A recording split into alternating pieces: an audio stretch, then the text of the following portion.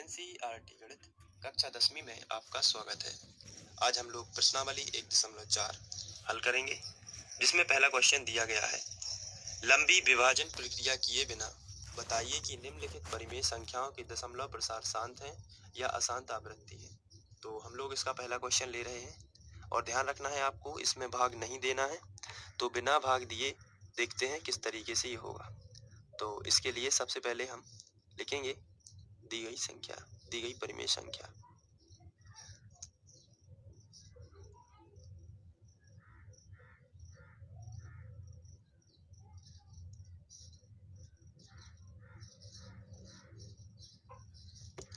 हमें जो परिमेय संख्या दी हुई है वो है 13/3125।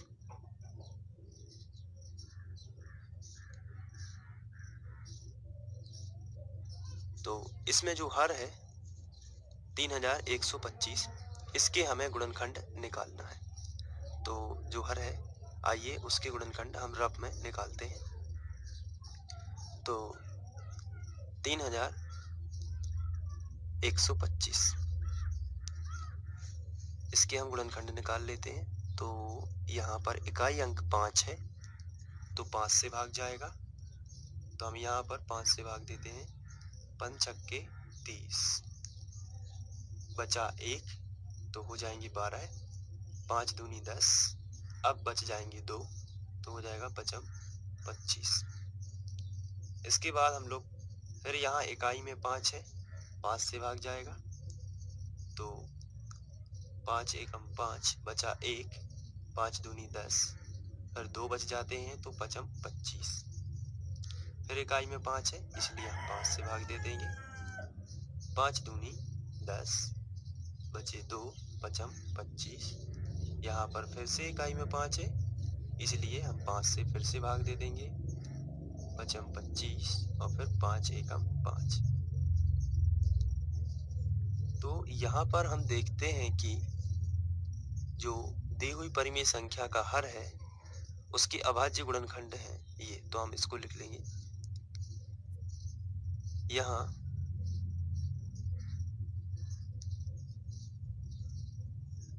3125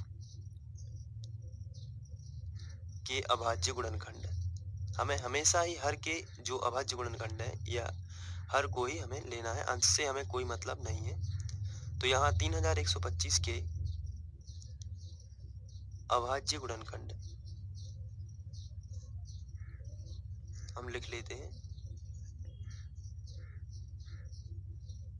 जो कि है 1 2 3 4 5। तो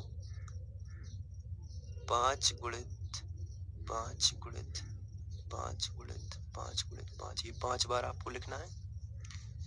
अब यहाँ पर आपको ध्यान से देखना है कि अगर किसी भी संख्या, किसी परिमेय संख्या का अगर हर है, जैसे यहाँ पर, और हर के जो अभाज्य गुणनखंड हैं वे 2 गुणित 5 के रूप के यदि हैं तो शांत दशमलव होगा।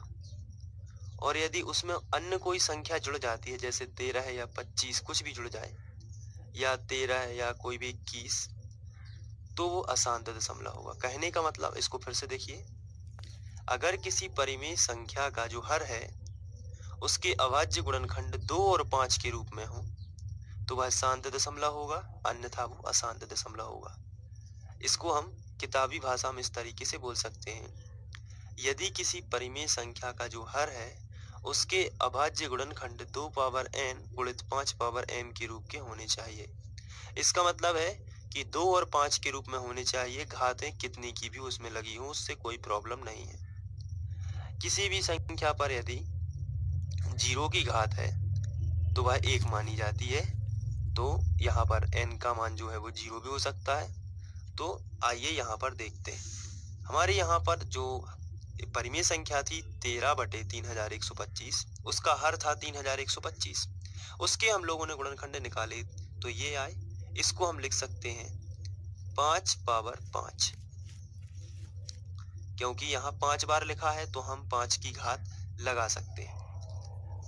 लेकिन हमारा नियम है कि 2 और 5 के रूप में होना चाहिए, यानी कि 2 पावर n गुणित 5 पावर m के रूप में होना चाहिए, यानी 2 पर भी कुछ संख्या है उसकी घात होनी चाहिए और 5 पर भी किसी संख्या की घात होनी चाहिए। तो यहाँ पर 5 पर तो किसी संख्या की घात है, लेकिन 2 पर किसी भी संख्या की घात नहीं है, तो हम इसे मल्टीप्लाई पर 2 पर 0 की घात लिख सकते हैं, क्योंकि 2 पर 0 की घात का मतलब 1 होता है और 1 का किसी भी संख्या में गुणा हो तो वही होता है। तो हम 2 पर 0 की घात यहाँ पर लिख सकते हैं। इससे पहले वाला जो लिखा हुआ था 5 के ऊपर 5 की घात यानी 5 पावर 5, इस पर कोई भी असर नहीं पड़ेगा और यह 2 पावर n गुणित 5 पावर m के रूप में भी लिख गया है। तो इसे हम 2 पावर n गुणित 5 पावर m के रूप में लिख सकते हैं। अतः जो 13/3125 है, यह एक शांत दशमलव का रूप होगी। जिस भी परिमेय संख्या का हर 2 पावर n गुणित 5 पावर m के रूप में प्रदर्शित हो जाए, उसे हम कहेंगे कि यह एक शांत दशमलव है। तो हम लिखेंगे अतः 13/3125 में हर जो है यानी कि 3125 2 पावर n गुणित 5 पावर m के रूप का है।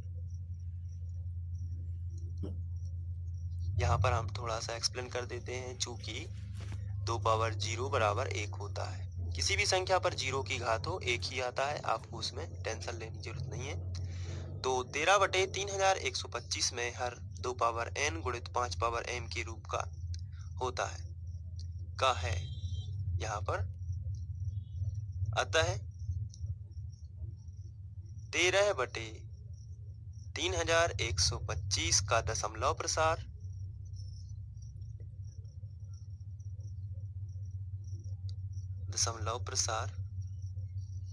शांत होगा। तो ये पहला क्वेश्चन था, तो आप इस तरीके से इसको सॉल्व कर सकते हैं। आशा करता हूँ ये क्वेश्चन आपको समझ में आ गया हो।